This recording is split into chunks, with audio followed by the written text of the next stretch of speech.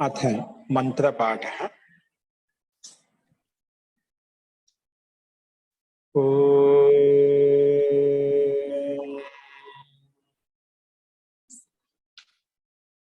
सहनाववतु सहनौ भुनक्तु सह वीर्यं करवावहै तेजस्विनावधीतमस्तु मा विद्विषावहै। ओम शांति शांति शांति।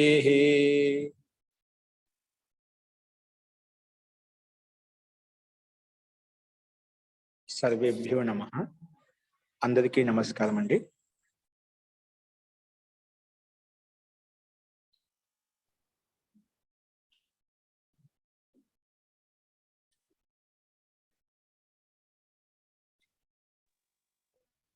ఓం ఆచార్యజీ, మనము నిన్న ఏక సంధ్యా ప్రకరణంలో కాదక ప్రకరణం మొదలు పెట్టుకున్నాము. తో నిన్న చెప్పిన పాఠంలో ఎవరికైనా ఎటువంటి సందేహాలు ఉంటే చెప్పండి. జీ లక్ష్మణ్ గారు. ఓం ఆచార్యజీ, నిన్న మనము చదువుకున్నటువంటి సూత్రాత్రంలో ధ్రువమపాయే అపాదానం దాంట్లో 3 ఉదాహరణలు చూసాం ఆచార్యజీ. మొదటిది వృక్షాత్ పత్రం పతతి, తర్వాత గృహాద్ ఆగచ్చతి, మూడవది వచ్చేసి పర్వాద్ అవరోహతి.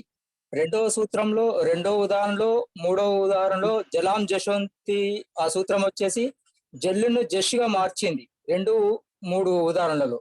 కానీ మొదటి ఉదాహరణకు మాత్రము ఆ తకారం అలాగే ఉండింది. ఎందుకు ఆచార్య? దానికి ఏమైనా ప్రత్యేకమైనటువంటి నియమం ఉందా? తకారం ఎందుకు మారలేదు అక్కడ? పర్వాత్ వృక్షాత్ పత్రం పతతి అనే ఎందుకు ఉండింది అలాగా?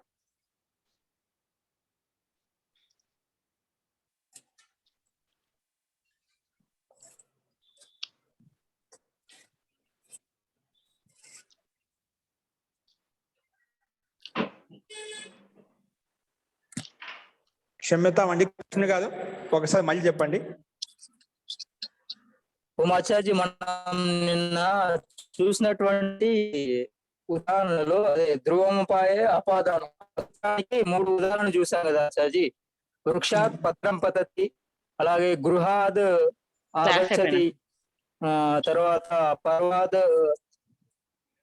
దాంట్లో రెండో దాంట్లో మూడో ఉదాహరణలో దాంట్లో జలం జల్లు జష్గా మారింది. కానీ మొదటి ఉదాహరణలో వృక్షాత్ తకారం అలాగే ఉండింది ఆచార్యజీ, ఎందుకు అలాగా?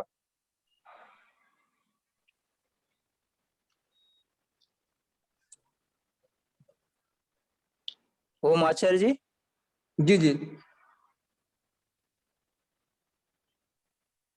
ఇక్కడ వ్యంజనం ఉన్నప్పుడు రాదండి. ఇక్కడ మనకు జలాం జశోంతే, అక్కడ ఏంటంటే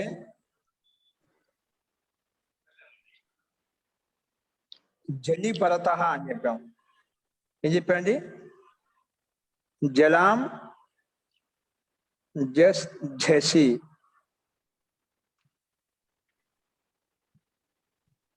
పర్వతాద్ అవరోహతి. ఇక్కడ అవరోహతి క్రియాపదం ఉంది. పత్రం అనేది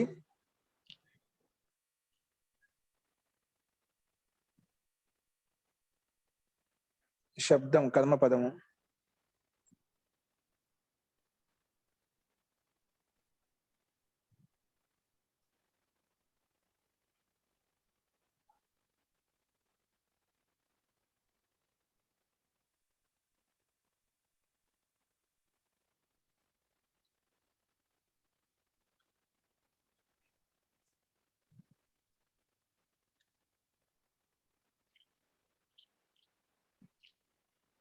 ఆచార్య, ఇక్కడ జల్లు లేకపోయినా పదాంతం ఉంది కదా ఆచార్య, పదాంతం ఉన్న దకారం రావాలి కదా ఆచార్య.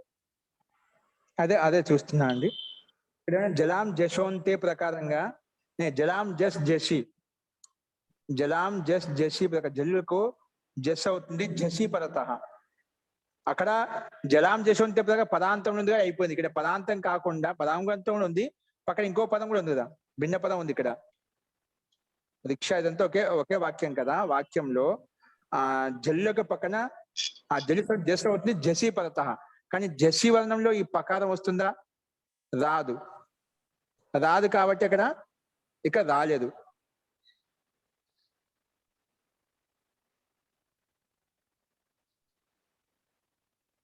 కానీ పదాంతం కూడా రావాలి కదా అని మీరు అంటున్నారు అన్నమాట. ఓకేనా? అదే ఆచార్య, పదాంతం ఉన్న రావాలి కదా అనేది నా సందేహం. ఇది పదాంతం ప్రకారంగా రావాలి. దాంట్లో ఏమన్నా వికల్పం ఏమన్నా ఉందోనో చూసి నేను మళ్ళీ చెప్తా అండి. ఓకేనా? ఇక్కడ పదం ఉందండి. అంటే వృక్షాత్ అనేది ఒక కర్మ పదము, అపాదానము. ఇక్కడ పత్రం అనేది కర్మ ఉంది, కర్త అన్నమాట ఇక్కడ. అంటే ప్రథమ విభక్తి ఏకవచనంలో ఉంది. సో దీని పరంగా ఇక్కడ మనకు జలాం జశవంతిని పదాంత నిమిత్తం చేసుకుని రాలేదన్నమాట.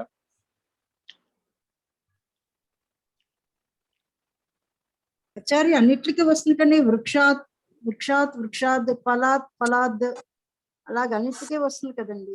రావాలి, అది ఇక్కడ ఎందుకు లేదు, సామాన్యంగా వికల్పం ఉంది అందుకే అట్లా పెట్టాలని చూస్తున్నామట. ఇవ్వలేదేమో కానీ వస్తుంది కదా. అదే వస్తే మాది పెట్టుకోవచ్చు, పదాంత నిమిత్తం చేసుకొని ఏ విధంగా అక్కడ పెట్టినా ఇక్కడ పెట్టుకోవచ్చు, ఇబ్బంది లేదు. అది ఏమన్నా వికల్పం ఏమైనా ఉందో చూసి చెప్తాను. ఓకేనా? మనకి అంటే ఏ శబ్దం తీసుకున్నా మనకి అక్కడ రెండు ఇస్తారండి. ఫలాద్ అని, వృక్షాత్ అని ఇస్తారండి. అదే రావాలి, అదే వికల్పం ఉంది. ఆ వికల్ప సూత్రం ఏంటి మనం చూడాలన్నమాట. వృక్షాతుడు వస్తుంది, వృక్షాతుడు వస్తుంది. అలాగే మనకు ముందు కూడా వచ్చాయి పర్వతాలు, గ్రామాలు. అక్కడ అంటే అక్కడ స్వరాలు ఉన్నాయి అనుకోండి, అక్కడ స్వరాలు ఉన్నాయి కాబట్టి అక్కడ వచ్చాయి. పదాంతం నిమిత్తం చేసుకో. ఇక్కడ మనకి జలాం జసి ప్రకారం చేసుకోవాలని కూడా మనకు అలాంటి స్థితి లేదు. నేను వికల్ప సూత్రం ఏంటో చూసి మళ్ళీ చెప్తాను ఎందుకనేది. ఓకేనా? అస్తు. ఆచార్య,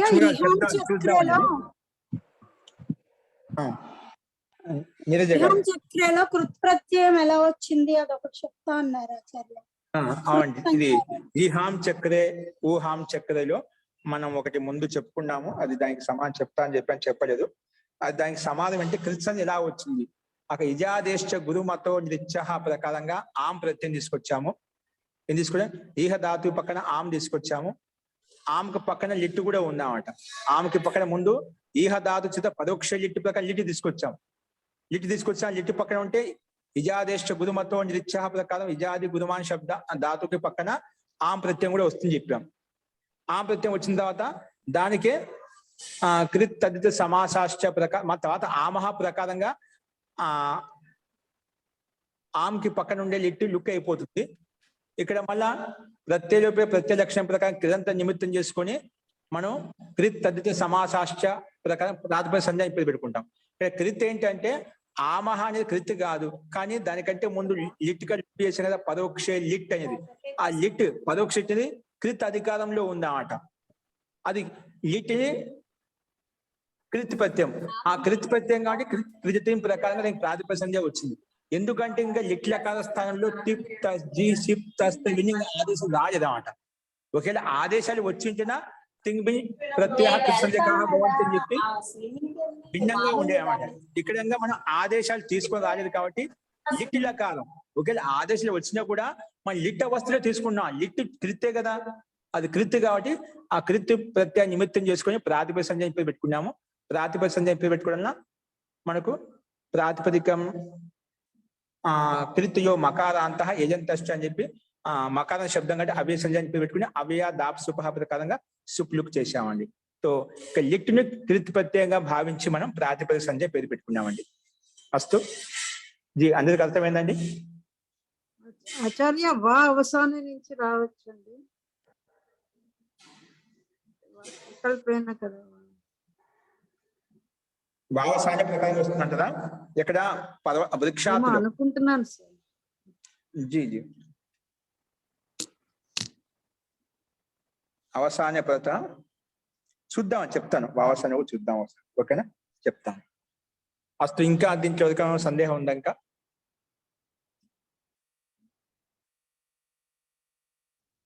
ఓకే అండి. అస్తు ప్రకృత మనసుదామ. చూడండి, నెక్స్ట్ చూడండి. మనము ధ్రువం అపాయే యద్ధ్రువం, వేరైనప్పుడు ఏది ధ్రువంగా ఉంటుందో స్థిరంగా ఉంటుందో దానికి అపాదానం పేరు. అటువంటి అపాదానంలో ఏ విభక్తి వస్తుందంటే మనకు అటువంటి అపాదానంలో పంచమి విభక్తి వస్తుంది చెప్పుకున్నాము.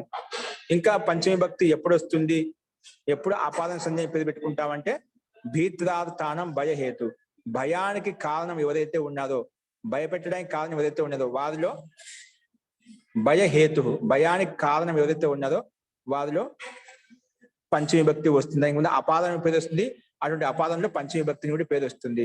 భీత్రార్థానం భయహేతు, ఎవరిని చూసి భయపడుతున్నారో, లేదా ఏ కారణం చేతైతే భయపడుతున్నాడో, లేదా ఎవరి చేతైతే రక్షింపబడుతున్నాడో అట, రక్షింపబడటానికి భయపడటానికి కారణం ఏదైతే ఉన్నదో ఆ కారణంలో పంచమి విభక్తి వస్తుంది.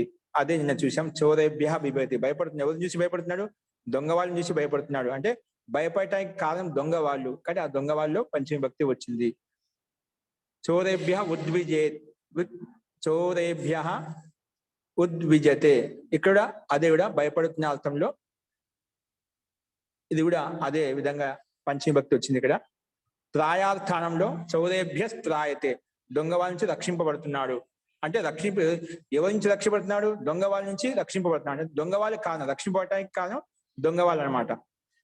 కాబట్టి ఆ రక్షింపబడటానికి కారణం ఎవరైతే ఉన్నారో అక్కడ ఆ కాలంలో పంచమి విభక్తి వస్తుందని చెప్పి మనం నిన్న చూసామండి. అస్తు, ఈరోజు చూడండి నెక్స్ట్ సూత్రము.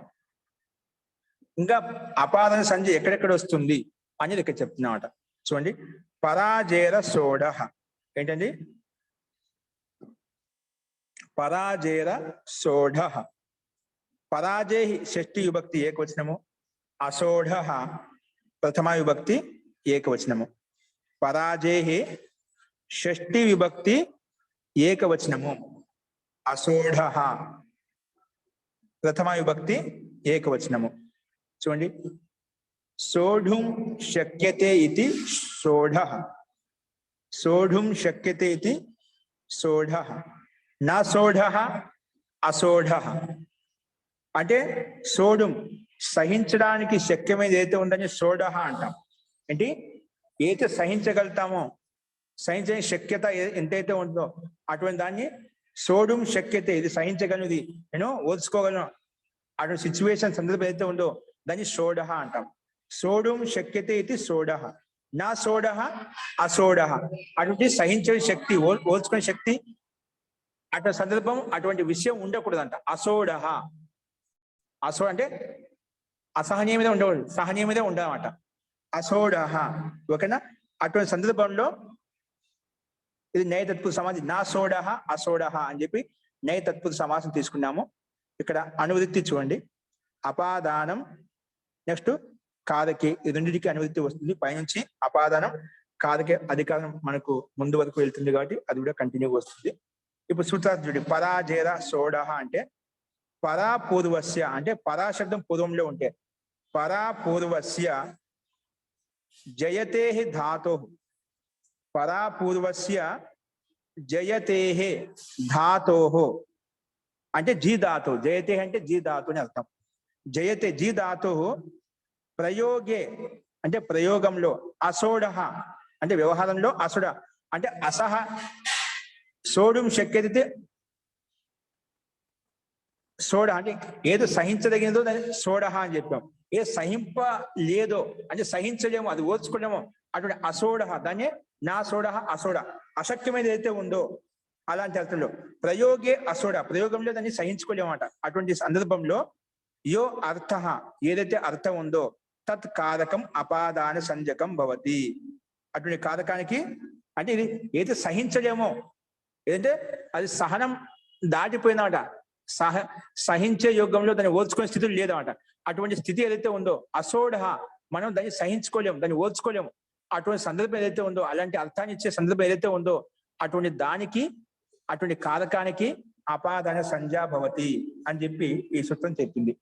పరాపూర్వస్య జయతే ధాతు అంటే జీ ధాతు ప్రయోగే అసోఢ, ప్రయోగంలో అది శక్యమైనది కాదు, సహించలేటువంటిది అన్నమాట. అటువంటి ఏదైతే అర్థం ఉందో యో అర్థ, యో అర్థ తత్ కారకం, అటువంటి కారకానికి అపాదాన సంజం భవతి, దానికి అపాదాన అని పేరు వస్తుంది. ఉదాహరణకి ఏమిచ్చాడు? అధ్యయనాత్ పరాజయతే, అధ్యయనం చేత పారిపోతున్నాడు. ఓ నాకు ఈ వ్యాకరణం అర్థం కాలేదండి, చాలా కష్టంగా ఉంది, అందుకే పారిపోదాం అంటే దీన్ని వదిలేద్దాం. ఎందుకు? నేను సహించలేను, దీన్ని ఓర్చుకోలేను, దీన్ని అర్థం చేసుకోలేను అని చెప్పి అధ్యయనాత్ పరాజయతే, అధ్యయనం నుండి పరాజయతే అంటే పారిపోతున్నారు. ఓకేనా? అంటే ఏదైనా కావచ్చు, జస్ట్ మీకు అలా ఉదాహరణ చెప్పాను వ్యాకరణ సందర్భం, ఏదైనా కావచ్చు. అధ్యయనాత్ పరాజయతే, పడాయి నుంచి పారిపోతున్నాడు అంటే అధ్యయనం యొక్క శ్రమను చూసి, పరిశ్రమను చూసి నాకు అర్థం కాదని చెప్పి పారిపోవడం అంట. పరాజయ అసోడ అనే, నేను దాన్ని ఓర్చుకోలేకపోతున్నాను, దాన్ని సహించుకోలేకపోతున్నాను, దాన్ని అర్థం చేసుకోలేకపోతున్నాను, అది నాకు మైండ్ లో కూర్చోవడం లేదన్నమాట. అసోడ, ఇది శక్యం కాదు నాతో, ఇది నాతో సాధ్యం కాదు, అసాధ్యమైంది, నేను చదువుకోలేను అనే ఉద్దేశంతో అధ్యయనాత్ పరాజయతే. అందుకే అట్లా ఏదైతే అర్థం ఉందో ప్రయోగే అసోడ, ఏంటి ఇది ప్రయోగం కదా, అది వీళ్ళు మనసులో అనుకునే ప్రయోగించాలి, చదువుకోవాలి, కష్టపడాలి, ఇది ప్రయోగం అంట. ప్రయోగే అసోడ, నువ్వు ప్రయోగంలో వ్యవహారంలో అయితే నీకు శక్యం కాదో సాధ్యం కాదో అటువంటి అర్థం ఏదైతే ఉందో, అట్లా ఏదైతే సఖ్యం కాదో, ఏ శక్యం కాదు, నీకు అధ్యయనం శక్యం కావడం లేదు, చదువు శక్యం కావడం లేదు, అంటే నేను సాధ్యం కావడం లేదు, అటువంటి సాధ్యం కానిది అర్థం ఏదైతే ఉందో దానికి అపాదన పేరు. అపాదన పేరు పెట్టిన తర్వాత ఆ అపాదంలో ఏ విభక్తి వస్తుందంటే ఆ అపాదానే పంచమి, నువ్వు ఎవరికైతే అపాదన పేరు పెట్టావో దాంట్లో పంచమి విభక్తి వస్తుంది అని చెప్పి ఈ సూత్రం చెప్పిందన్నమాట. అందుకే అధ్యయనాత్ పరాజయతే, అధ్యయనం చేత పారిపోతున్నాడు. ఓకే, ఇది ఈ సూత్రం యొక్క అర్థం. స్పష్టమైంది అనుకుంటాను. అపాదన ఇక్కడ అధ్యయనం, అధ్యయనం నుండి ఏ దాని నుంచి పారిపోతున్నాడో అందులో పంచమి విభక్తి, అంటే ఏ దాని నుంచి భయపడుతున్నాడు, అధ్యయనం చేత భయపడుతున్నాడు. ఇది ఒక రకంగా పారిపడే కారణం ఏంటి, అధ్యయనం, అంటే అది శక్యం కావడం, సాధ్యం కావడం అనమాట. ఓ నాతో కాదు, నేను చదవలేనిది, నాకు చాలా బరువుగా ఉంది, చాలా పట్టేసాలి, ఇవన్నీ అర్థం చేసుకోవాలి, గుర్తు పెట్టుకోవాలి, చాలా పరిశ్రమ ఉంది ఇక్కడ అని చెప్పి అది సహించలేక, దాన్ని ఓర్చుకోలేక, దాన్ని సాధించలేక, అలాంటి సందర్భం అర్థం ఏదైతే ఉందో అటు ఏ దాంట్లో అయితే ఉందో అది అధ్యయనంలో ఉంది. కాబట్టి అటువంటి అధ్యయనంలో అపాదం ఇప్పుడు పెట్టాము, ఆ అపాదంలో ఏ విభక్తి వస్తుంది, పంచమి విభక్తి వస్తుంది. అందుకే అధ్యయనుడు పరాజయతే, పారిపోతున్నాడు. ఓకేనా, ఇది ఈ సూత్రం యొక్క అభిప్రాయం అండి. సో ఉదాహరణ, పరాజయతే మన లక్ష్యము, పరా ఉపసర్గము జీ ధాతు, ఇక్కడ జీ ధాతు కాబట్టి మనకు పరా ఉపసర్గం వచ్చి ఖచ్చితంగా ఆత్మపదంలోకి మారిపోతుంది. అందుకే జీ ధాతు చేత వర్తమాన లట్ ప్రకారం లట్ తీసుకొచ్చాము. జీ ధాతు పక్కన లట్ వచ్చింది, ఆ లట్ లక స్థానంలో లహ కర్మనిచ్చే భావి చాకర్మ కేభ్య ప్రకారంగా మొత్తము 18 ప్రత్యయాలు వచ్చాయి. అందులో మనం ఆత్మీయపద ప్రత్యయం తా తీసుకున్నాము, జీ తా. ఇప్పుడు ఇది జీ తా, ఇక్కడ మధ్యలో ఏమొస్తుంది, మళ్ళా ఇది తా అనేది ఆత్మపద తా ప్రత్యయం సార్వధాతుక ప్రత్యయం కాబట్టి తింగిసిత్ సార్వధాతుకం ప్రకారంగా సార్వధాత సంధిని పెట్టుకుంటాము. పెట్టుకోగానే కర్తరి షప్ ప్రకారంగా మధ్యలో షప్ కూడా వస్తుంది. కర్తరి షప్ ప్రకారంగా మధ్యలో షప్ వస్తుంది, జీ షప్ తా. ఇప్పుడు ఈ స్థితిలో షప్పు నిమిత్తం చేసుకొని జీ ధాతు గుణం చేస్తే సార్వధాతుక ఆర్ధధాతుకయో ప్రకారంగా గుణం చేస్తే జీకి జే అయిపోతుంది, జే ఆ తా. మళ్ళా ఏ చోయ వాయావహ ప్రకారంగా అయ ఆదేశం తీసుకునే జై జై తా, జై పలికితే షప్క యాద కలిస్తే జయత. టిత ఆత్మనే పదానం తేరే ప్రకారంగా తకారంలో ఉండే ఆకారానికి ఏకారం చేస్తే జయతే అనే రూపం సిద్ధిస్తుందండి. సో ఇక్కడ మనకు ముఖ్యంగా గమనించాల్సింది పదాపూర్వస్య జయతే, పదా ఉపసర్గంలో ఉన్న జీ ధాతు చేత ఎప్పుడు వచ్చినా కూడా ప్రయోగే అసోడ, ప్రయోగంలో ఏదైనా అసహనీయమైనది, అసాధ్యం ఏదైతే ఉందో అలాంటి అర్థం ఉందో అటువంటి అర్థానికి, అటువంటి కారకానికి అపాదాన్ని పేరు వస్తుంది. అటువంటి అపాదంలో ఏ విభక్తి, పంచమి విభక్తి వస్తుంది అని చెప్పి మనం చెప్పుకున్నామండి. అస్తు, ఇది స్పష్టమైందండి. ఓకే అండి, నెక్స్ట్ సూత్రం చూడండి. వాదనార్థానం ఈప్సిత, ఇంకా అపాదం యోధికి వస్తుంది. ఒకటి ఏ దాని జీ ధాతు వచ్చిన పరాపది జీ ధాతు ఉన్నప్పుడు ఆ ధాతుకి పక్కన ఎప్పుడైతే మనకు అసహనీయమైంది ఎప్పుడు ఉంటుందో అటువంటి సందర్భంలో అపాదన పేరు పెట్టుకుంటాము. ఇంకా ఎప్పుడు అపాదన పేరు వస్తుంది అంటే వాదనార్థానం ఈప్సిత, వాదనార్థానం ఈప్సిత. చూడండి, వాదనార్థానం పైన పరాజయ షష్ఠి విభక్తి ఏకవచనం, అసోడ ప్రథమ విభక్తి ఏకవచనం చెప్పుకున్నాము. తర్వాత ఇక్కడ 27వ సూత్రంలో వాదనార్థానం షష్ఠి విభక్తి బహువచనము, ఈప్సిత ప్రథమ విభక్తి ఏకవచనం అన్నమాట. చూడు, ఆ సూత్రం 2 పదాలుగా విడగొట్టినాం. వాదనార్థానం షష్ఠి బహువచనము, ఈప్సిత ప్రథమ విభక్తి ఏకవచనము. సమాస వాదనం అర్థో ఏషాం, వాదనం యొక్క అర్థం ఉంది ఏషాం, ఏ శబ్దాలకైతే తే వాటిని వాదనార్థాహ, వాటిని వాదనార్థాహ అని చెప్పి చెప్పుకుంటాం. తేషాం వాదనార్థానాం, వాటినే వాదనార్థాహ అని చెప్పి చెప్పుకుంటాం అట. అనువృత్తి అపాదానం కారకే, ఈ రెండు పదాలకి అనువృత్తి వస్తుంది. ఇప్పుడు అర్థ, అర్థం చూడండి. వాదనార్థానాం ధాతూనాం, అంటే వాదనం అంటే ఏమిటి ఇక్కడ? వాదనం అంటే ముందు చెప్తాను, నిలబెట్టడం. ఏంటండి వాదనం అంటే? నిలబెట్టే అర్థంలో, నిలబెట్టే అర్థంలో, తొలగించే అర్థంలో అనమాట. అలాంటి అర్థంలో, అలాంటి అర్థం గల ధాతులతోటి వాదనార్థానాం ధాతునాం ప్రయోగే, ధాతుల యొక్క ప్రయోగంలో ఈప్సిత యో అర్థ, ఈప్సితమైంది ఇష్టమైనది ఏదైతే అర్థం ఉందో, ఈప్సితో యో అర్థ, ఏది ఈప్సితమైందో, ఏది ఇష్టమైందో, యో అర్థ తత్ కారకం అపాదాన సంజం భవతి, తత్ కారకం అపాదాన సంజం భవతి అంటే తొలగించడం, నిలబెట్టడం ఆట. ఏది నిలబెడతాం? ఏదైతే ఇష్టం ఉందో అది దాన్ని నిలబెట్టడం అంట, తొలగించడం అంట. నిలబెట్టడం, తొలగించడం రెండు ఒకటి. ఇక్కడ ఏంటి ఉదాహరణ చూడండి. యవేభ్యో గాం వారయతి, యవేభ్యో అంటే గోధుమ పొలం చేత, గోధుమ పొలం నుండి, గోధుమ రాశి నుండి గాం వారయతి, ఆవు నిలబెడుతున్నాము. నిలబెడుతున్నాం అంటే తొలగిస్తున్నాం అంట, అంటే రాకుండా కాపాడుకుంటున్నాం అంట. అది నిలబెట్టడం అంట. అందుకే నిలబెట్టడం అని చెప్పి చెప్పుకున్నాం. నిలబెట్టడం అన్నా తొలగించడం అన్నా చెప్పుకోవచ్చు. తొలగించడం లేదా నిలబెట్టడం. ఏంటిది? నివారించడం, నివారించడం అలా తీసుకోవచ్చు. వారైతే నివారించడం. ఎక్కడి నుంచి నివారిస్తున్నాము? యవేభ్య అంటే గోధుమ పంట చేను నుండి, గోధుమ పొలం నుండి, లేదా గోధుమల యొక్క రాశి సమూహం, ధనధాన్యాలు ఎక్కడైతే ఉన్నాయో ఒక చోట, అక్కడ ఆ రాశి నుండి గాం వారైతే అంటే గామును, గాం అంటే ఆవును నివారిస్తున్నాడు, తొలగిస్తున్నాడు, అంటే నిలబెడుతున్నాడు, రాకుండా అక్కడ నిలబెడుతున్నాడు. ఎక్కడి నుంచే తొలగి, అది ఇక్కడ తొలగిస్తుంది. ఏమి ఇష్టం ఇక్కడ? కర్త ఇక్కడ యవేభ్యో గాం వారైతులో కర్త ఎవరండి? యవేభ్యనా గామా? కర్త ఎవరు ఇక్కడ? ఎవరు కాదండి, ఎవలు సహా అని ఎవరినో పెట్టుకోవాలి. అధ్యయనం చేసుకోవాలి. ఒకరిని పెట్టుకో. రామ కృష్ణ సహా పెట్టుకోవాలి. సహా అతడు యవేభ్య గాం వారైతి, వారైతి క్రియాపదం అంటే అసలు కర్త కూడా ఉంటాడు, కర్త లేకుండా పని ఉండదు. అది అధ్యయనం చేసుకోవాలి. ఎవరు తొలగిస్తున్నారు, ఎవరు నిలబెడుతున్నారు?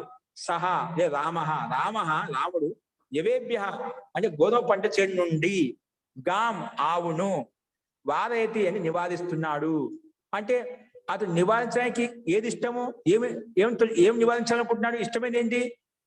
ఏమి ఇష్టం ఇక్కడ? కర్తకు ఏమి ఇష్టము? గోధుమ చేను ఇష్టమా? ఆవు ఇష్టమా? ఎవరు గోవులకి ఇప్పుడు పంట కాపాడు ఈప్సితమైంది.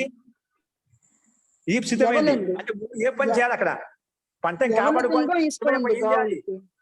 పంటని కాపాడుకోవాలంటే ఇష్టమైన పని ఏం చేయాలి? ముందు ఆ పంట చేను పొలాన్ని నష్టం చేస్తుంది ఆ ఆవు వచ్చేసి, ముందు దాన్ని తొలగించుకోవాలి. ఆ ఈప్సితమైనది ఇక్కడ ఆవు అంటే కర్మ. కర్మ అంటే చెప్పు కదా, కర్తకు అత్యంత ఈప్సితమైందని కర్మ అని పేరు. ఇప్పుడు ఆ కర్తకు, దేవదత్తుడికి, రాముడికి ఏమి ఇష్టమో ఆవును నివారించడము, అక్కడి నుంచి ఆ పంట చేను నుండి నివారించడం ఇష్టం అన్నమాట. అది కర్మ. కర్మ ద్వితీయ భక్తి వస్తుంది. గాం సహా గాం వారేతి, కుతః వారేతి, యవేభ్య వారేతి, గోధుమ పంట చేను నుండి నివారిస్తున్నాడు.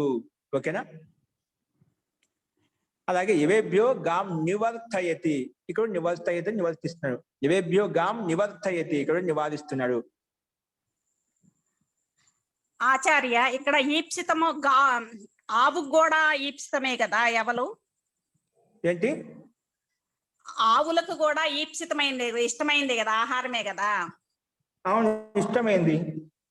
అందుకని తనకిష్టమైన దాని నుండి దాన్ని తొలగిస్తున్నాడని అర్థమా? లేకపోతే ఈయన ఇష్టం మనకి ఇష్టమైంది అన్నమాట, ఆవుకి ఇష్టంగా తింటున్నామాట. అందుకే అది కర్మగా వాయించి అక్కడ ఆవుని పోల్చుకుంటే, ఆవుని కర్త పోల్చిన యవం అది కర్మ అయిపోతున్నాడు. ఆవుకి ఏమి ఇష్టం? యవం గోధుమ తినడం ఇష్టం అన్నమాట, అది కర్మ అయిపోతుంది. కానీ వక్త యొక్క అభిప్రాయం అది కాదు కదా. వక్త కర్త ఎవరైతే ఉండేది రాముడు, అతని గోధుమ పంట నష్టం కాకుండా ఆవును తొలగించుకుంటున్నాడు, అది ఇష్టం అన్నమాట.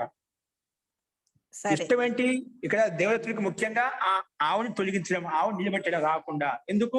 నిలబెడుతుంది గోవిందుడు కాబట్టి కర్తకేనమాట. ఇష్టమైంది. ఇష్టమే అంటే ముఖ్యంగా ఇష్టం ఆవును తొలగించడం ఇష్టం అట.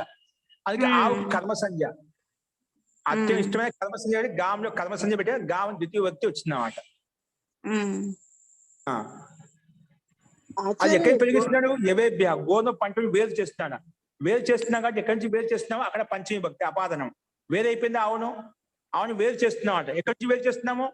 ఎక్కడి నుంచి వేరు చేస్తే అది స్థిరంగా అక్కడే ఉంది, కానీ ఆవు వేరైపోతుంది, డివైడ్ చేస్తున్నాము. ధ్రువం అపాయే అపాయే యద్ ధ్రువం వేరు చేసిన దృఢంగా ఉంటుంది, దానికి అపాదన పేరు. ఇక్కడ మనం ఆవును తొలగిస్తున్నాము. ఏంటండి ఎవరు కదండి ధ్రువం అన్నది ఇక్కడ? పంచవిభక్తి వచ్చిందన్నమాట.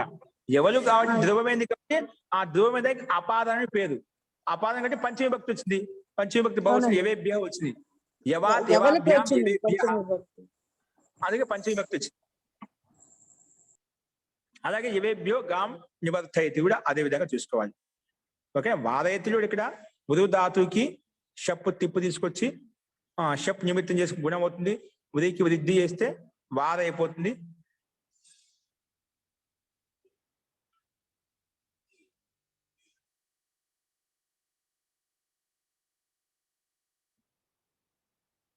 తొలగిస్తున్నాడు కానీ నిత్యపత్తి తీసుకొస్తాను. నిత్య తీసుకొచ్చిన తర్వాత ఉరి ధాతుకు నిత్య తీసుకొస్తే నిత్యపత్యం. నిత్యపత్యం రాగానే నిత్యపత్యం నిమిత్తం చేసి గుణం అవుతుంది. ఉరికి గుణం చేస్తే గుణంగా వృద్ధి చేస్తాం. అచోయతి ప్రకారంగా అచోయతి ప్రకారంగా వృద్ధి ధాతుకు వృద్ధి చేస్తే వార అయిపోతుంది. వారు నిచ్క ఈ వారి అయిపోయింది. ఇప్పుడు వారి ధాతువు చేత స్నాధ్యంత ధాతు ప్రకారం వారికి ధాతు అయిపోయింది. ఆ ధాతు చేత మనం తిప్పు తీసుకొచ్చుకుంటాము. ఆ తిప్పుకి మళ్ళీ షప్పు తీసుకొస్తాము. తో షప్పు నిమిత్తం చేసుకొని మళ్ళీ వారిలో ఉండేది ఇక గుణం చేస్తే వారే అయిపోయింది. వారే ప్లస్ ఆ వారయ ప్లస్ తిప్పు వారయతి. ఏ చోయ గుణం చేస్తాము. షప్పు నిమిత్తం చేసుకొని వారిలో ఉండే ఇక గుణం చేస్తే ఏ అయిపోతుంది. మళ్ళీ ఏ చోయ వాయావ ప్రకారం ఆయా తీసుకుంటే వారయ వారయతి అనే రూపం సిద్ధిస్తుందండి. అలాగే నివర్తయతి నీ పూర్వకు ఋతు ధాతు చేత నివర్తయతి అనే రూపం కూడా మనకు సిద్ధిస్తుంది. ఇక్కడ మనకు సిద్ధి ముఖ్యం కాదు, కానీ ఎక్కడ పంచమి విభక్తి వచ్చింది, ఏ దానికి అపాదాన్ని పెట్టామో అపాదం పెట్టిన తర్వాత ఏ విభక్తి వచ్చిందని గమనించాలి. ఇక్కడ యవేభ్యాస్యం ఇక్కడ కూడా వారైతే కాదు, మనకు పంచమి విభక్తిలో యవేభ్య ముందు చూసుకోవాలి. నేను కూడా అక్కడ కూడా అధ్యయనాత్ చూసుకోవాలి. పరాజయతి కాదు లక్ష్యం మనకు. అధ్యయనాత్లో శబ్దసిద్ధి ఎలా వచ్చింది? అధ్యయనాత్ అది పూర్వక్ ఇంగ్ అధ్యయన ధాతు చేత ఇక్కడ పంచమి భక్తి ఏక గసి వచ్చింది. మన టాంగ్ గసి గస మీన్ అతిశా ప్రకారం ఆత్ వచ్చేసి అధ్యయనాత్ అయిపోయింది అనమాట. అది ప్లస్ ఇంగ్ లో ఈకో ఎనర్జీ ప్రకారంగా ఏనాదేశం చేసాం. అధ్యయనాత్ రూపం సిద్ధించింది అనమాట. మనం మొత్తం చెప్పుకోవచ్చు రెండు ప్రకారంగా. ఇక్కడ మనకు పంచమి భక్తి కాబట్టి పంచమి భక్తి ఎలా తయారైంది? ఇక్కడ యవ ప్రాతిపదికం పంచమి భక్తి ఏకవచనంలో బెస్ తీసుకొచ్చాము. బెస్ తీసుకొచ్చిన తర్వాత బహువచనే జల్యత్ ప్రకారంగా ఆ యవలో ఉండే ఆకారానికి ఏకారం చేస్తాము. యవేభ్యస్ అయిపోతుంది. మళ్ళీ సకారికి ఋతు విసర్గం చేసుకుంటే యవేభ్య అనే రూపం సిద్ధిస్తుందండి. ఓకే, ఈ రకంగా మనం అర్థం చేసుకోవాలి.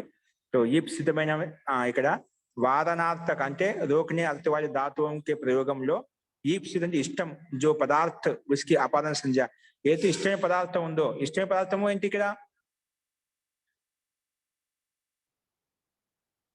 ఇక్కడ ఇష్టం అంటే మనం కర్మ అండి. నేను దాన్ని ఆ రకంగా తీసుకెళ్లాను కర్మ వైపుకు. ఇక్కడ ఏది ఇష్టం అంటే మీరు ఎవరు చెప్పారు, రాజ్యలక్ష్మి గారు పార్వతి గారు చెప్పారు. ఇక్కడ ఇష్టమైనది ఏంటంటే ఇక్కడ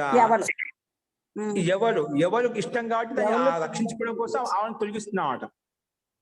అందుకే ఏదానికి ఇష్టం దానికి అపాదన సంజ్ఞ. ఇష్టమైన అపాదన సంజ్ఞ అనమాట. అది ఎవరికి అపాదన యవ అనే క్షేత్రం కాబట్టి దాంట్లో ఆపాదన పెట్టినాం. ఆపాదనలో పంచమి భక్తి వచ్చింది. అపాదన పంచమి ప్రకారంగా. ఓకేనా? అందుకే యవేభ్య అని వచ్చేసిందండి.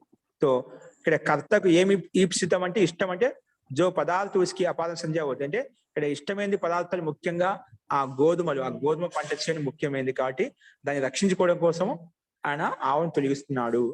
అంటే ఏ కర్మ చేసినా దాని రక్షణ కోసమే, ముఖ్య లక్ష్యం దానికి కోసం, పంట కోసం అనమాట. అందుకే అది ఈప్సితమైనది కాబట్టి ఆ ఈప్సితమైన దానికి అపాదన పేరు. ఓకేనా? ఈ రకంగా ఇక్కడ అపాదన సంజ్ఞ పేరు వచ్చేస్తుందండి. అస్తు. నెక్స్ట్ చూడండి, ఇందులో ఏదైనా సందేహం ఉందా?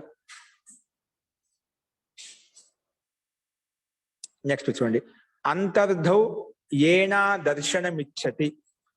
అంతర్ధౌ ఏనా దర్శనమిచ్చతి.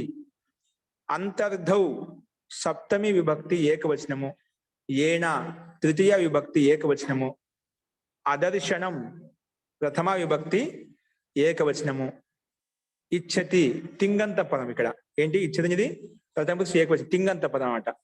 అంతర్ధౌ సప్తమి విభక్తి ఏకవచనము, ఏన తృతీయ విభక్తి ఏకవచనము, అదర్శనం ప్రథమ విభక్తి ఏకవచనము, ఇచ్చతి తింగంతం పదం.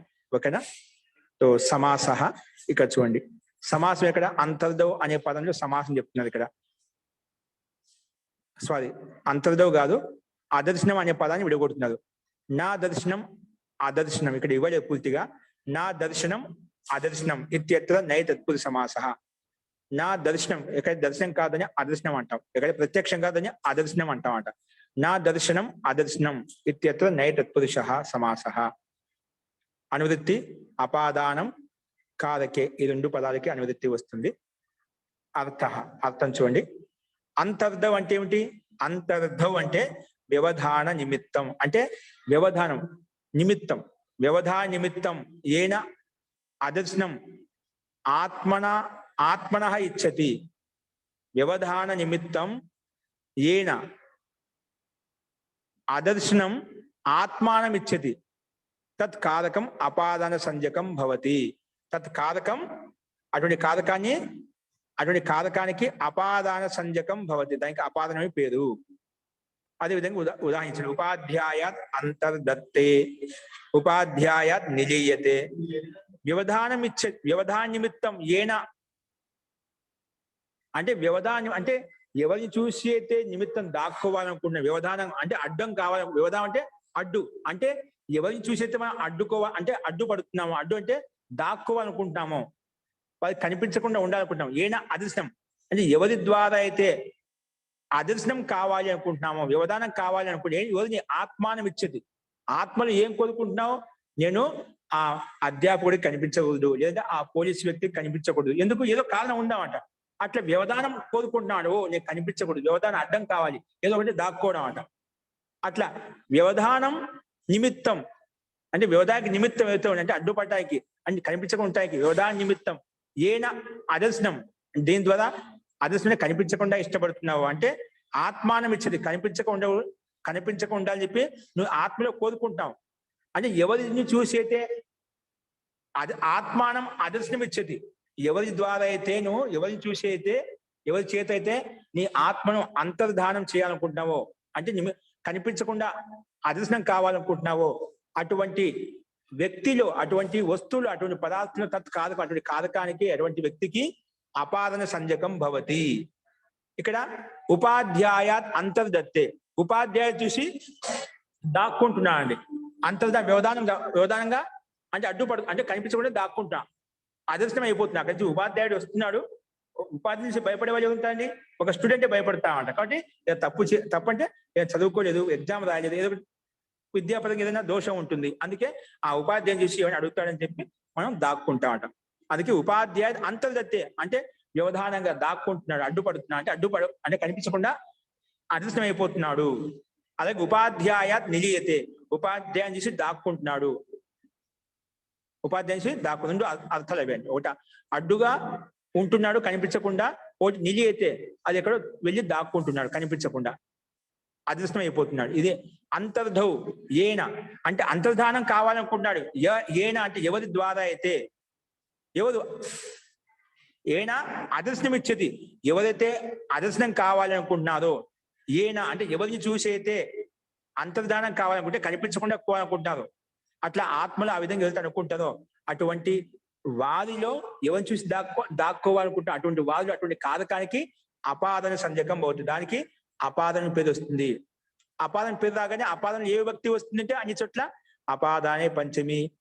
ఎవరికైతే నువ్వు అపాదానం పేరు పెట్టావో అందులో పంచమి విభక్తి వస్తుంది. చూడండి ఇక్కడ భాష్యంలో, భాషార్థంలో వ్యవధానికే కారణం. వ్యవధానం అంటే కనిపించకుండా కారణం. జిసే అప్నా చిప్నా చాహతాహో అంటే ఎవరిని చూసి అయితే కనిపించకుండా దాక్కోవాలనుకుంటాడో, ఎవరిని చూసి అయితే మనం దాక్కోవాలి అనుకుంటామో, కనిపించకుండా ఉండాలనుకుంటామో, చెప్పినా చాత ఉస్ కారకి ఎవరిని చూసి అయితే దాక్కోవాలనుకుంటున్నా వారిలో పంచవిభక్తి వస్తుందండి. ఎవరిని చూసి అయితే దాక్కోవాలి అనుకుంటున్నావో, అంతర్ధానం కావాలనుకుంటున్నావో, అదర్శనం కావాలనుకుంటావు, అంటే కనిపించకుండా ఉండాలనుకుంటున్నావు, వారిలో ఎవరిని చూస్తున్నావు వారిలో పంచవిభక్తి వస్తుంది. అంటే వారికి అపాదానం అని పేరు వస్తుంది. అపాదాన సంజం అని వస్తుంది. అంటే అపాదానం వచ్చినప్పుడు కాబట్టి ఉపాధ్యాయాత్ అంతర్దత్తే, అందుకే అటువంటి ఉపాధ్యాయ చేత దాక్కుంటున్నాడు. అంతర్దత్తి అంటే దాక్కోవడం, అడ్డుపడ కనిపించకుండా దాక్కోవడం. ఉపాధ్యాయ నిలియత, ఉపాధ్యాయ దాక్కోవడం అండి. రెండు అంతర్దత్తి అన్న నిలియత రెండు ఒకే అర్థాన్ని ఇస్తాండి. ఇక్కడ ఉదాహరణలు ఉపాధ్యాయుని చూసి దాక్కుంటున్నాడు, అందుకే ఎవరిని చూసి అయితే దాక్కుంటున్నాడో అందులో పంచవిభక్తి, అందులో వారికి అపాదన పేరు, ముందు పంచవిభక్తి కాదు అపాదాన పేరు. అపాదన పేరు పెట్టిన తర్వాత ఆ పదంలో ఏ విభక్తి వస్తుందంటే పంచవిభక్తి వస్తుందని చెప్పి అపాదానే పంచమి మనకు చెప్తుంది. ఓకేనా? సో అపాదానం ఎందుకు వస్తుంది? ఎవరిని చూసి అయితే దాక్కుంటున్నామో, అదర్శనం అయిపోతున్నాం, వారిలో పంచవిభక్తి వస్తుంది. అది పుల్లింగం శబ్దం అయితే పుల్లింగంలో పంచవిభక్తి, నపుంసకలింగం అయితే నపుంసకలింగంలో పంచవిభక్తి, స్త్రీలింగం అయితే స్త్రీలింగంలో పంచవిభక్తి పెట్టుకుంటామంట. ఓకే, ఇది ఈ సూత్రం యొక్క అభిప్రాయం. ఉపాధ్యాయ ఉపపూర్వకు ఇక్కడ అధిపూర్వక్ ఇంగ్ ఉపపూర్వక అధిపూర్వక్ ఇంగ్ అధ్యయన ధాతు చేత ఉపాధ్యాయ శబ్దం చేత పంచవిభక్తి ఏకవచనంలో గస్ తెచ్చుకుంటాము. గస్ తెచ్చుకుంటే టాంగ్ గసి గసా మీన్ ఆత్స్యాహ ప్రకారం ఆత్ వస్తుంది. ఆత్ వచ్చిన వెంటనే ఏమవుతుందంటే ఉపాధ్యాయాత్ అనే రూపం వచ్చేస్తుంది. అంటే గస్ స్థానంలో ఆత్ వస్తున్నాం, గస్ స్థానం వస్తుంది, ఆత్ ఆదేశం అవుతుంది. ఉపాధ్యాయాత్ అంతర్దత్తే అనే రూపము మనకు సిద్ధించిందండి. అలాగే ఉపాధ్యాయాత్ నిలీయతే క్రియాపదం కదా, మనకు పంచవిభక్తి యొక్క రూపం చూసుకోవాలి. ఓకేనా? అస్తు. ఎందుకు ఎవరికైనా సందేహం ఉంటే చెప్పండి. ఇప్పుడు ఉపాధ్యాయ అనే శబ్దం చేతనే డైరెక్ట్ గా పంచవిభక్తి గస్ తీసుకుంటాం. దానికి టాంగ్ గసింగ్ గసా మీనాత్స్య ప్రకారంగా ఆత్ ఆదేశం అవుతుంది క్రమంగా. అందుకే కలుపుకుంటే ఉపాధ్యాయాత్ అయిపోయింది. ఇక్కడ కూడా పైన చెప్పిన విధంగా మీరు లక్ష్మణరావు గారు అడిగినట్టుగా ఇక్కడ కూడా మనకు జలాం జశంతుగా దకారం వచ్చేసింది.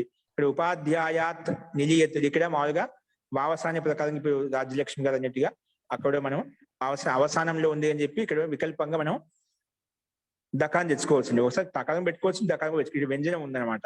ఓకేనా? ఈ రకంగా మనం చూసామండి. అస్తు. నెక్స్ట్ సూత్రం చూడండి. ఇందులో ఎవరికైనా సందేహం ఉందా? ఆచార్య, ఈ అంతర్దత్తేకి ఎలా వస్తుంది ఆచార్య రూప సిద్ధి? అంతర్దత్తే అవును ఆచార్య. ఇది అంతర్దత్తి అనేది ఒక పదమే తీసుకుంటామండి. అంతర్ శబ్దం అవ్యయపదం అన్నమాట. అంతర్ అవ్యయపదం దాదాపు దత్తే శబ్దం తయారవుతుంది అన్నమాట. అది ఉనాది ప్రకారంగా దానికి ఏదో విధంగా తయారవుతుంది అనుకుంటాను. ఓకే, రూఢి శబ్దం అంతర్దత్తే శబ్దం తీసుకుంటాం అన్నమాట. ఓకేనా? ధన్యవాదాలు. ఓకే, ఇక్కడ అంతరనే అవ్యయపదం, అంతరనే అవ్యయపదం పూర్వపదంలో ఉంటే దాదాపు చేత దత్తే అని తయారవుతుంది అన్నమాట. అంతరనే అవ్యయపదం తీసుకోవాలి. అది నిపాతనాలు ఉంటామండి. ఆ నిపాతనం చేత మనం తయారు చేసుకోవాల్సి వస్తుంది అన్నమాట. అస్తు. నెక్స్ట్ చూడండి. ఆఖ్యాతోపయోగే, స్లైడ్ మార్చండి. ఆఖ్యాతోపయోగే. ఆఖ్యాతోపయోగి అంటే ఏమిటి? ఆఖ్యాత. ఆఖ్యాత అంటే ప్రథమ విభక్తి ఏకవచనము. ఉపయోగే సప్తమ విభక్తి ఏకవచనము. ఈ సూత్రాన్ని రెండు పదాలు విడగొట్టుకున్నాం. ఏం చెప్పుకున్నామండి?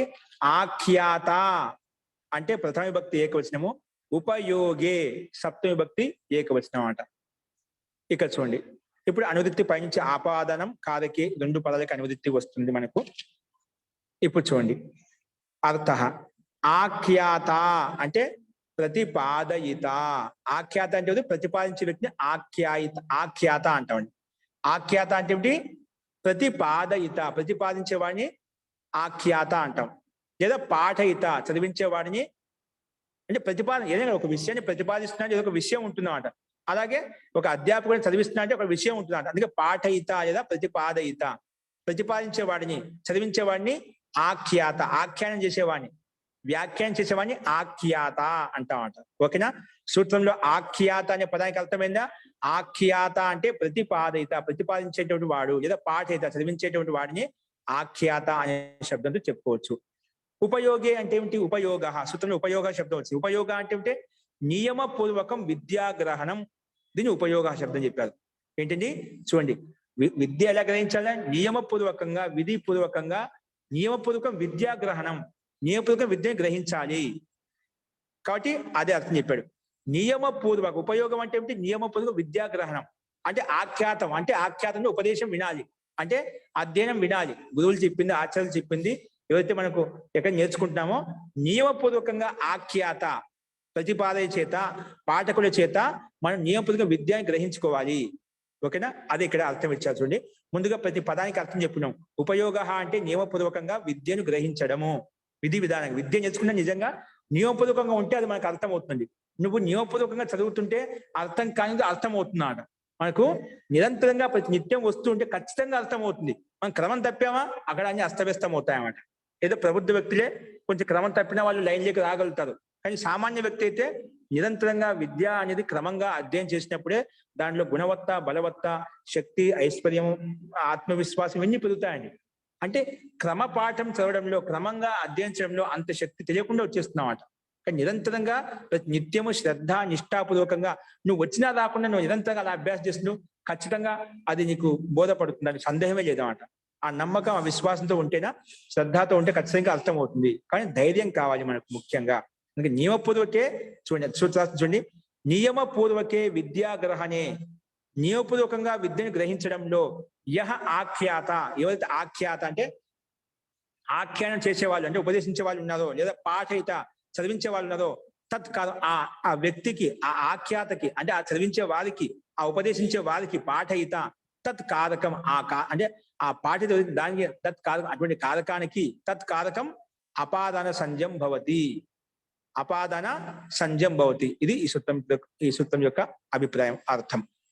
నియమపూర్వకే నియమపూర్వక విద్య గ్రహించడంలో ఎవరైతే ఆఖ్యాత ఉన్నారో అంటే పాఠయిత చదివించే వారు ఉన్నారో అటువంటి కారకానికి, చదివించే వారికి, కారకం అంటే అటువంటి తత్కారకం అంటే ఆ చదివించే వారికి, ఆఖ్యాతకి అపాదాన సంజం భవతి, వారికి అపాదానం పేరు వస్తుంది.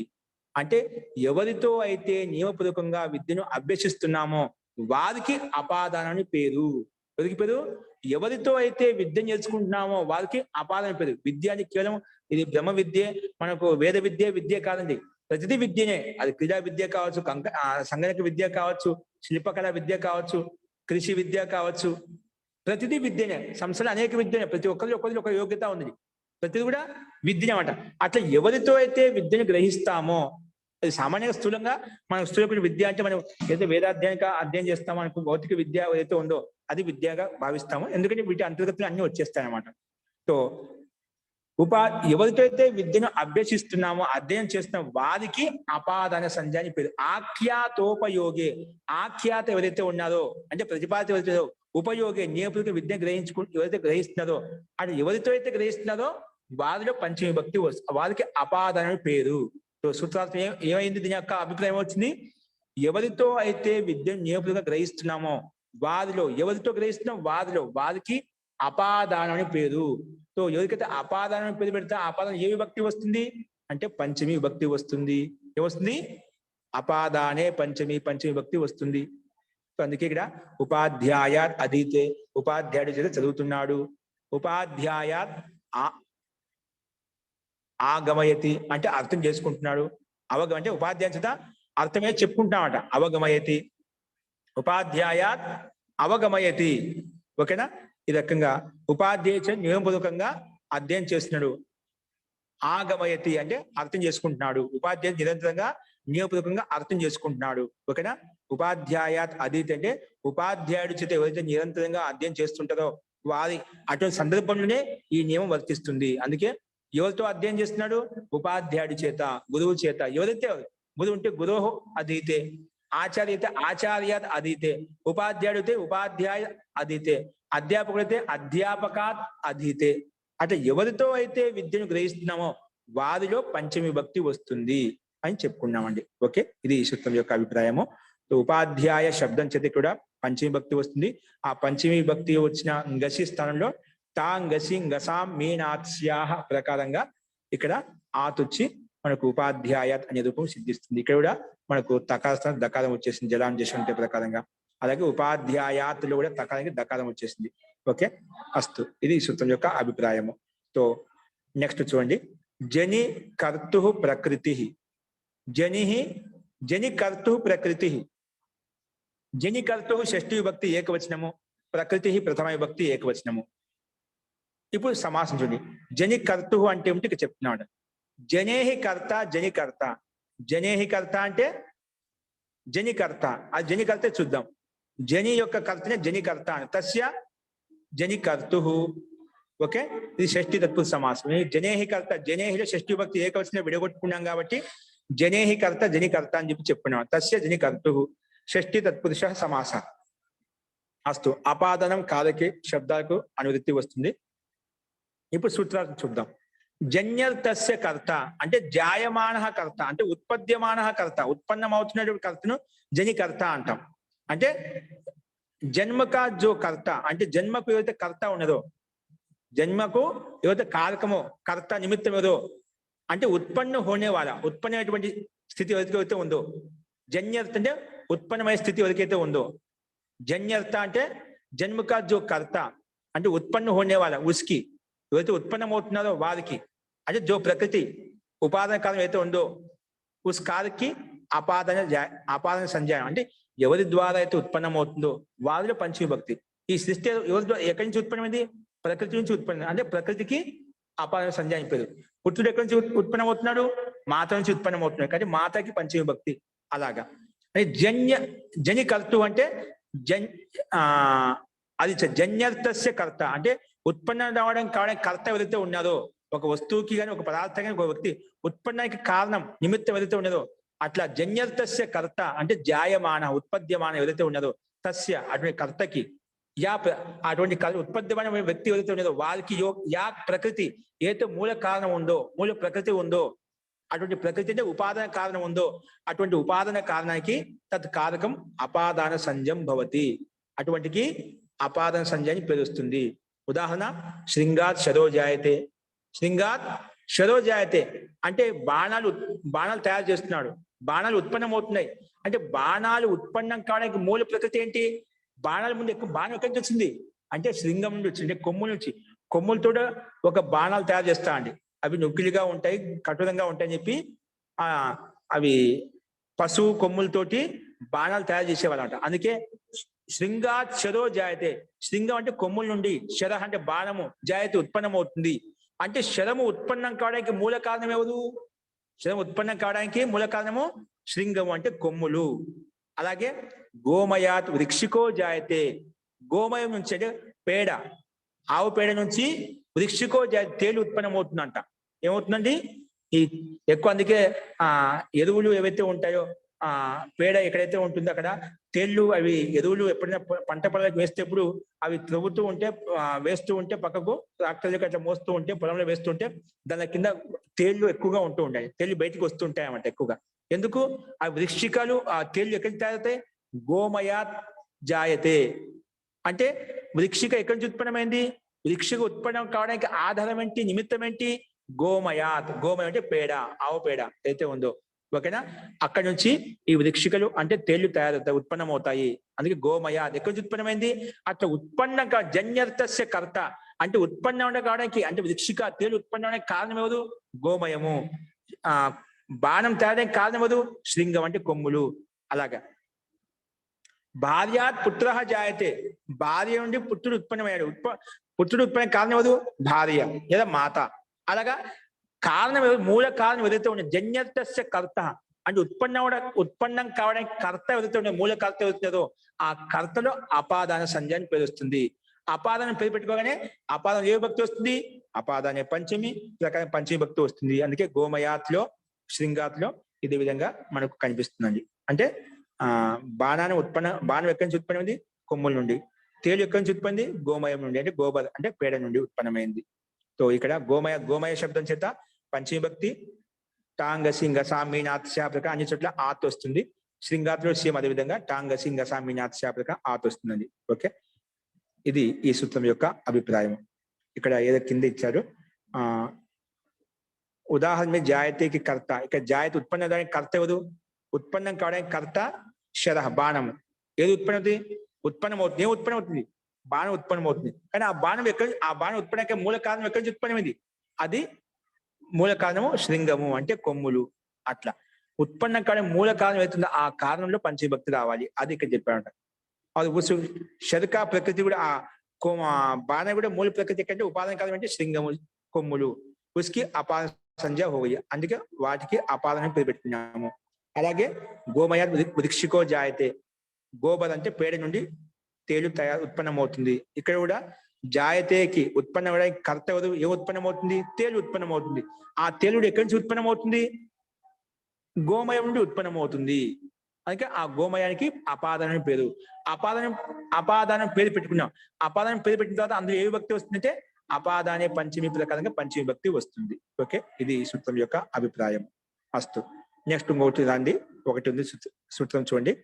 భువః ప్రభవః. భువః ప్రభవః. భువః షష్ఠి విభక్తి ఏకవచనము, ప్రభవః ప్రథమ విభక్తి ఏకవచనము. చూడండి, భూధాతో యహ కర్త అంటే భూధాతుకి కర్త ఎవరైతే ఉన్నదో, అందుకే భూధాతో యహ కర్త ఎవరైతే కర్త ఉన్నదో తస్య వారికి అంటే యహ ప్రభవ అంటే ఉత్పన్నం కాని యహ ప్రభవ అంటే ఉత్పత్తి స్థానం ఎక్కడి నుంచి ఉత్పన్నమవుతుందో తత్ కారకం అపాదాన సంజ్ఞం భవతి. అటువంటి కారకానికి అపాదానం అని పేరు. ఎక్కడి నుంచి అయితే ఉత్పన్నమవుతుందో అంటే ఎక్కడి నుంచి ఉత్పన్నమవుతుందో ఆ ఉత్పన్నం ఎక్కడి నుంచి వచ్చిందో ఆ దానికి అపాదానం పేరు. తత్ కారకం అపాదాన సంజ్ఞం భవతి. భూధాతు అంటే భూధాతు యహ కర్త ఉత్పన్నం కర్త ఎవరైతే ఉన్నదో తస్య యహ ప్రభవ ఏదో ఉత్పత్తి స్థానం ఉందో, కర్తకు ఉత్పత్తి స్థానం ఏదైతే ఉందో, ఏదో ఒక వస్తువు ఉత్పన్నమైంది, ఆ ఉత్పన్నమైన కర్తకు ఆ మూల ప్రకృతి ఎక్కడి నుంచి ఉత్పన్నమైందో అది తీసుకోవాలన్నమాట. భూధాతో భూధాతుకి ఏదైతే కర్త ఉందో తస్య యహ ప్రభవ ఏదో ఉత్పత్తి స్థానం, దానికి ఏదో ఉత్పత్తి స్థానం ఉందో అటువంటి స్థానానికి తత్ కారకం అపాదాన సంజ్ఞం భవతి. అంటే ఏ వస్తువు ఎక్కడి నుంచి ఉత్పన్నమవుతుందో దానికి అపాదానం అని పేరు. ఓకేనా? దీని యొక్క తాత్పర్యం ఏంటి? భువః ప్రభవః అంటే ఏ వస్తువు ఎక్కడి నుంచి ఉత్పన్నమవుతుందో ఎక్కడి నుంచి ఉత్పన్న దానికి అపాదానం పేరు. అటువంటి అపాదం ఏ విభక్తి వస్తుంది? పంచమి భక్తి వస్తుంది. ఎవరు చెప్తారు? అపాదానే పంచమి. చూడండి, అదే విధంగా ఉదాహరణ ఇచ్చాడు. హిమవతో గంగా ప్రభవతి. హిమవతో అంటే హిమాలయం నుంచి గంగా ప్రభవతి, గంగా ప్రవహిస్తుంది అంటే ఉత్పన్నం అవుతుంది. గంగా నది ఎక్కడి నుంచి ప్రవహిస్తుందండి? హిమాలయం నుంచి ప్రవహిస్తుంది. అంటే గంగా నది ప్రవహించే మూల కారణం ఏమవుదు? ఎక్కడి నుంచి ఉత్పన్నమవుతుంది? హిమాలయం నుండి ఉత్పన్నమవుతుంది. అందుకే ఎక్కడి నుంచి ఉత్పన్నమవుతుందో దానికి అపాదానం అని పేరు. అందుకే హిమాలయం నుండి గంగా నది ఎక్కడి నుంచి ఉత్పన్నమవుతుంది? హిమవతః అంటే హిమాలయం నుండి, అంటే హిమాలయం నుండి ఉత్పన్నమవుతుంది కాబట్టి హిమవతః గంగా ప్రవహతి, హిమాలయం నుండి గంగా ప్రవహిస్తుంది, ఉత్పన్నమవుతుంది. అలాగే కాశ్మీరేభ్యో వితస్తా ప్రభవంతి. కశ్మీరేభ్యో వితస్థాహ ప్రభవతి. కశ్మీర్ నుంచి వితస్థ అనేది ప్రవహిస్తుందంట. వితస్థ అనేది ఉత్పన్నమవుతుందంట. సో కశ్మీర్ దేశం నుండి వితస్థ అనే నది ఉత్పన్నమవుతుంది. అట్లా ఏది ఎక్కడి నుంచి ఉత్పన్నమవుతుందో, ఏది ఎక్కడి నుంచి ఉత్పన్నం ఆ ఉత్పన్నమైన స్థానం అయితే ఉత్పత్తి స్థానం అవుతుందో ఆ ఉత్పత్తి స్థానానికి అపాదానం అని పేరు. అంటే అపాదానం ఏ విభక్తి వస్తుంది? పంచమి విభక్తి వస్తుంది. ఓకేనా? ఈ రకంగా అందుకే హిమవతః పంచమి విభక్తి, కాశ్మీరేభ్య ఇక్కడ పంచమి విభక్తి. పంచమి విభక్తి బహుశలో మనం అర్థం చేసుకోవాలి. సో భూధాతుకి అంటే భూధాతుని ప్రభవతి, ఇక్కడ భవతి వచ్చింది కదా, భవతి ఎక్కడి నుంచి అయింది? అది ఉపసర్గం ప్రాగల్పిన. అందుకే భూధాతుకి కర్త ఎవరు? ప్రభవతికి కర్త ఎవరు? ఉత్పన్నమైంది. ఏం ఉత్పన్నమైంది? ప్రభవతికి కర్త. ప్రభవతిని క్రియాపదం కర్త ఎవరు? ఇక్కడ గంగా. గంగా అనేది కర్త. ఆ కర్తవుడు ఎక్కడి నుంచి? ఆ గంగా కర్త అని చెప్పాము. ఆ కర్త కూడా ఆ కర్త అంటే గంగా అనేది ఎక్కడి నుంచి ఉత్పన్నమైంది? కర్తనే. ఆ కర్తకు ఉత్పత్తి స్థానం ఏంటి? ఆ కర్తకి ఉత్పత్తి స్థానం ఏంటి? హిమాలయ ప్రదేశం అన్నమాట. అందుకే ఆ హిమాలయం ఆ కర్తకు ఉత్పత్తి స్థానం ఏదైతే ఉందో ఆ ఉత్పత్తి స్థానానికి అపాదానం పేరు. అటువంటి అపాదానం పంచవిభక్తి వస్తుంది. పైన చెప్పిన విధంగా ఇక్కడ కూడా తీసుకోవాలి. అక్కడ జని ఉత్పన్నం కావడానికి కర్త ఏదైతే ఉన్నదో అంటే జాయమాన ఉత్పన్నం అవడానికి కర్త ఏదైతుందో ఆ కర్తకు మూల ప్రకృతి ఏతుందో ఆ మూల ప్రకృతిలో మనం అపాదాన్ని పేరు పెట్టుకున్నాం. అదేవిధంగా భువః ప్రభవ కూడా. సో ఏ ఉత్పన్నానికి కావడానికి కర్త గంగా అని చెప్పాం. ఆ గంగా ఎక్కడి నుంచి ప్రవహిస్తుంది? ఎక్కడి నుంచి ఉత్పన్నం అవుతుంది? హిమాలయం నుంచి. అటువంటి హిమాలయానికి అపాదన పేరు. అటువంటి అపాదంలో పంచమీ పెట్టుకున్నాం. అందుకే హిమవతో గంగా ప్రభవతి, కాశ్మీరేభ్యో వితస్థ అని నది ఉత్పన్నమవుతుంది. ప్రభవతి ఉత్పన్నం కావడం, వితస్థ అనేది కూడా ఒక నది విశేషం, ఇది ఉత్పన్నమవుతుంది. ఇది ఈ సూత్రం యొక్క అభిప్రాయం అండి. ఓకేనా? సో గంగా జోకి భూధాతుక కర్త, భూధాతు కర్త ఎవరు? గంగా అనేది. ఆ గంగా ఎక్కడి నుంచి ఉత్పన్నమైంది? హిమాలయం నుండి. అది ఎక్కడి నుంచి ఉత్పన్నమైందో అక్కడ పంచమీ విభక్తి మనం పెట్టుకోవాలి. ఓకేనా? ఈ రకంగా మనము అపాదన ముందు చెప్పుకున్నాం. ఏం చెప్పుకున్నామండి? ముందుగా ధ్రువమపాయే అపాదన ప్రకారం చూసాము.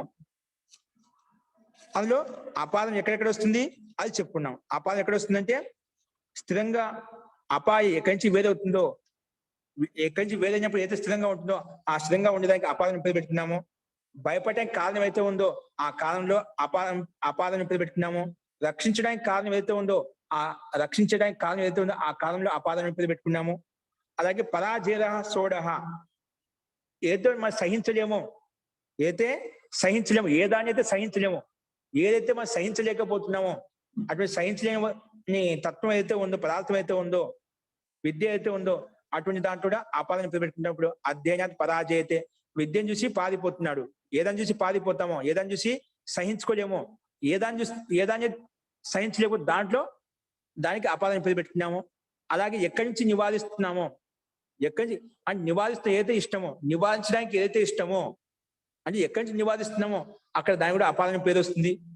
ఎక్కడి నుంచి వేరు చేస్తున్నామో అక్కడ దానికి అపాదన పేరు వస్తుంది. అంటే వాదనార్థానం, ఇష్టమైన దానికి నుంచి ఇష్టమైనది ఏదైతే ఉందో ఆ ఇష్టమైన దాని కోసం ఎక్కడి నుంచి వేరు చేస్తామో దానికి ఆపాదన పేరు. అలాగే అంతర్దౌ ఏనా దర్శనమిచ్చతి, అంటే ఆత్మానం అదర్శనమిచ్చతి, ఎవరిని చూసి దాక్కోవాలనుకుంటాడో అందులో పంచమీ ఎవరిని చూసి దాక్కోవాలనుకుంటున్నామో, అంతర్ధానం కావాలనుకుంటున్నామో అక్కడ పంచమీ వస్తుంది, అంటే అపాదన పేరు పెట్టుకుంటాము. అలాగే ఎవరిని చూసి ఎవరితో అయితే విద్య నేర్చుకుంటామో ఆఖ్యాతోపయోగే, ఎవరితో అయితే విద్య నేర్చుకుంటామో వారిలో దానికి అపాదన పేరు వస్తుంది. అలాగే జని కర్తు ప్రకృతి, ఉత్పన్నం కావడానికి కర్త ఎవరైతే ఉన్నారో, మూల ప్రకృతి ఉత్పన్నం కావడానికి మూల కర్త ఎవరైతే ఉన్నదో ఆ మూల ప్రకృతిలో కూడా, అంటే కర్తకు మూల ప్రకృతి జని కర్త, జాయమానమైన కర్తకి మూల ప్రకృతి ఏదైతే ఉందో, ఎక్కడి నుంచి ఉత్పన్నమైందో ఉత్పస్థానం ఏదైతే ఉందో అటువంటి మూల ఉత్పస్థానం కూడా అపాదన పేరు వస్తుంది. అలాగే ఎక్కడి నుంచి అయితే ప్రవహిస్తుందో, ఎక్కడి నుంచి అయితే ఉత్పన్నమవుతుందో అక్కడ భూధాతుకి కర్త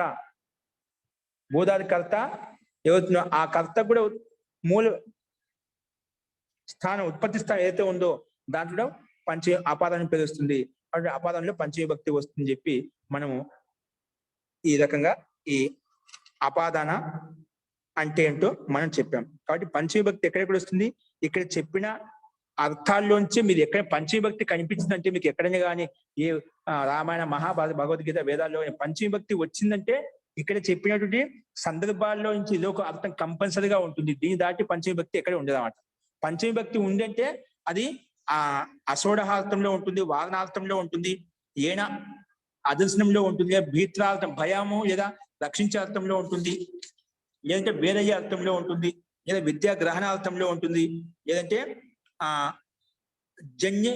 జన్యర్థ కర్త ఉంటుంది, లేదా ప్రకృతి భువ ప్రభవ భూధాతి కర్త అయినటువంటి ఏదైతే ఉందో ఆ కర్తకు ఉత్పస్థమైనటువంటి మూల ప్రకృతి ఉంటుంది. అంటే ఎక్కడి నుంచి అయితే ఉత్పన్నమవుతుందో అటువంటి ఎక్కడి నుంచి ఉత్పన్నమవుతుందో అటువంటి దానికి కూడా ఆపాదన పేరు వస్తుంది. సో ఇక్కడ చెప్పినటువంటి విషయాల్లోంచి ఏదో ఒక అర్థం కంపల్సరీగా ఉంటుంది. కాబట్టి ఇక్కడ ఈ రకంగా ఈ సందర్భాల్లో మనకు అపాదాన్ని పేరు పెట్టుకుంటాము. అపాదాన్ని పేరు పెట్టుకొని అపాదాన్ని పంచమి వచ్చేసి అన్ని చోట్ల పంచమీ చేస్తుంది. కాబట్టి ఇక్కడ మనకు సూత్రం యొక్క అర్థాన్ని అర్థం చేసుకోవడం, ఎక్కడెక్కడ పంచమీ వస్తుంది వాక్యంలో అది గమనించాలి. ఈ ప్రకరణం అంతా కూడా మనకు రూపసిద్ధి కూడా ముఖ్యం కాదు, కానీ సందర్భం అంటే రూపసిద్ధి కూడా మనం చెప్పుకుంటూ వెళ్దామండి. అస్తు ఈ రకంగా ఇక్కడ అపాదానం అంటే పంచమీ అపాదం అంటే పంచమీ ఆ పంచమీ ఎక్కడెక్కడ వస్తుంది, ఏ సందర్భంలో వస్తుంది అనేది మనం చూసాము. నెక్స్ట్ కర్మ గురించి చెప్పారు. సంప్రదానం ముందు అపాదం చెప్పుకున్నాము. అది సంప్రదానం అంటే ఏమిటి? సంప్రదానం చతుర్థి విభక్తి. ఆ చతుర్థి విభక్తి ఏ అర్థంలో వస్తుంది, ఏ సందర్భంలో వస్తుంది అనేది మనం తర్వాత చూద్దామండి. అస్తు. సో ఇంతవరకు చెప్పిన పాఠంలో ఎవరికైనా ఏమైనా సందేహం చెప్పండి. మహోదయ, ఈ జనీ కర్తృ అనే దానికి భువః అనే ఈ 2 సూత్రాలకి ఇంచుమించు ఒకటే రకంగా ఉంది కదా, మళ్ళీ 2వ సూత్రం ఎందుకు రాయాల్సి వచ్చింది? అది అక్కడ భూధాతు ఖచ్చితంగా ఉండాలి. అక్కడ పైన జనికర్తు ఏదైనా ఉండొచ్చు. ఇక్కడ భువః ప్రభవః, భూధాతుకి ఉత్పన్నమైన కర్త ఎవరైతే ఉండదో ఆ కర్తకు ఉత్పత్తి స్థానం ఉండాలన్నమాట. అక్కడ కూడా అక్కడ శృంగాత్ అన్న దగ్గర కొమ్ము అనే దాని నుంచే ఉత్పత్తి అయింది. అక్కడ ఏంటి జాయతే, జాయ ఉత్పన్నమైంది, జాయతే కూడా కావడమే. అక్కడ ధాతు భిన్న ధాతు, భూధాతు కాదు కదా. ఇక్కడ ఓన్లీ ఎక్స్ప్రెస్లీ భూధాతు కోసం ఇచ్చాడు అన్నమాట. జాయతే కూడా ఉత్పన్నం కావడమే, అదే విశేషంగా భూధాతు కోసం ఇచ్చాడన్నమాట. ఒక్క భూధాతు గురించి మళ్ళీ ఈ 31వ సూత్రం వచ్చింది అని అర్థం చేసుకోవాలి. ప్రభావతి ఉత్పన్నం అవుతుంది. ఉత్పన్నం కావడానికి ప్రభావతి ఉత్పన్నమైంది. ఏ ఉత్పత్తి? గంగా అనేది ఉత్పన్నమైంది. ఆ గంగా ఎక్కడి నుంచి ఉత్పత్తి? దానికి మూల ప్రకృతి ఉత్పత్తి స్థానం ఎక్కడి నుంచి ఉంది? ఆ మూల ప్రకృతి కోసం ఇది చెప్పి అంటే భూధాతుకి కర్త ఉండమాట. అక్కడ జన్యకర్తకు ఏదైనా అది ఏదైనా ఉండొచ్చు అన్నమాట. ఆ భూధాతు ఉండొచ్చు, ఏ ధాతుని తీసుకోవచ్చు అక్కడ కూడా. అక్కడ జనీకర్తు అనే దాంట్లో కూడా కర్తు అనేది కర్త ఉంది. అక్కడ కూడా అక్కడ సేమ్ పొజిషన్, అక్కడ పరిస్థితి కాబట్టి ఇక్కడ జాయితే అక్కడ భూధాతు కాకుండా అక్కడ దాసు ఏదైనా రావచ్చు అంటే ఒక విషయం చెప్పాను. ఆచార్య, ఇక్కడ భవనం అంటే ప్రథమ ప్రకాశం అనే అర్థం. ఏంటండి ప్రథమ ప్రకాశం? భవనం అంటే అంటే మొట్టమొదటిసారిగా ఎక్కడ కనిపిస్తుంది అని, అంటే ప్రవహించడంలో వాటిలోని ప్రథమ ప్రకాశం అని ఇచ్చారు. ప్రథమ ప్రకాశం ఎక్కడ ఇచ్చారండి? భవనం అంటే అంటే మొట్టమొదటిసారిగా ఎక్కడ కనిపిస్తుందో అని. అంటే అది కాశ్మీర్ లో మొట్టమొదటిసారి కనిపిస్తుంది. అలాగే ఇంకో ఎగ్జాంపుల్ గంగా అనేది మనకి హిమాలయ నుంచి కదా, స్టార్టింగ్ కదా, స్టార్టింగ్ పాయింట్ కదా. స్టార్టింగ్ పాయింట్ చెప్పాడు. కాశ్మీర్ వితస్తా ప్రభావతి అంటే వితస్త నది విశేషం అండి.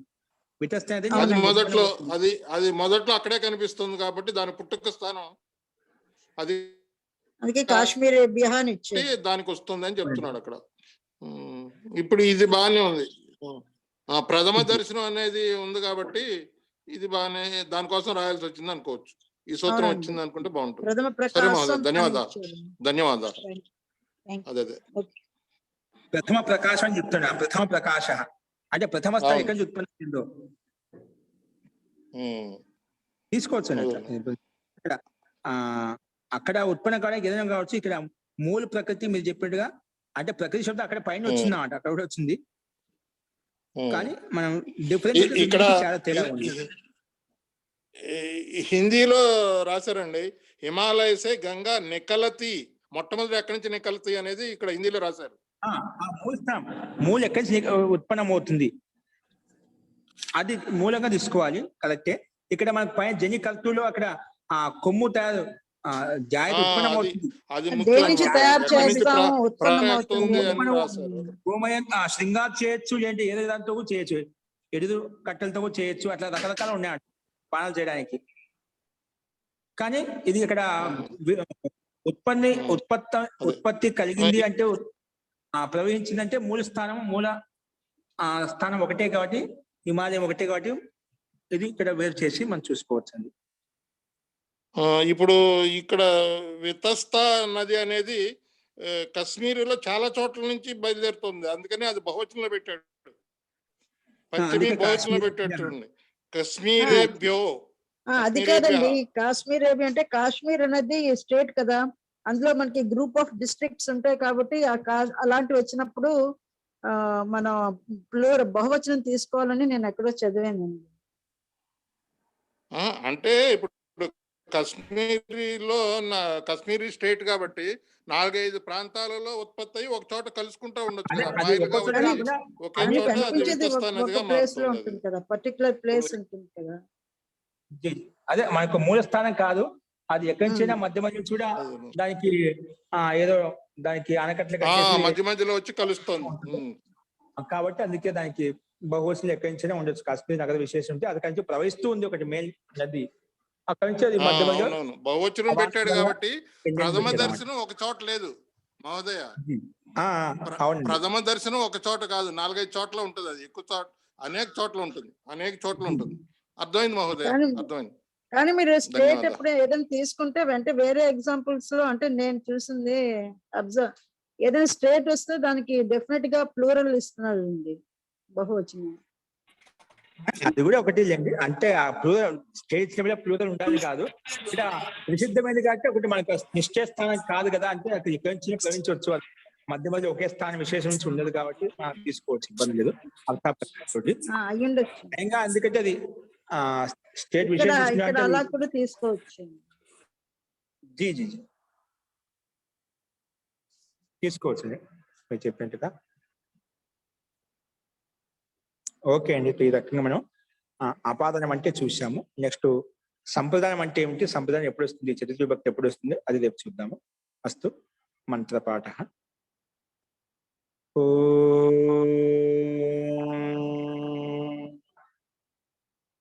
సర్వే భవంతు సుఖినః, సర్వే సంతు నిరామయాః, సర్వే భద్రాణి పశ్యంతు, మా కశ్చిద్ దుఃఖభాగ్ భవేత్.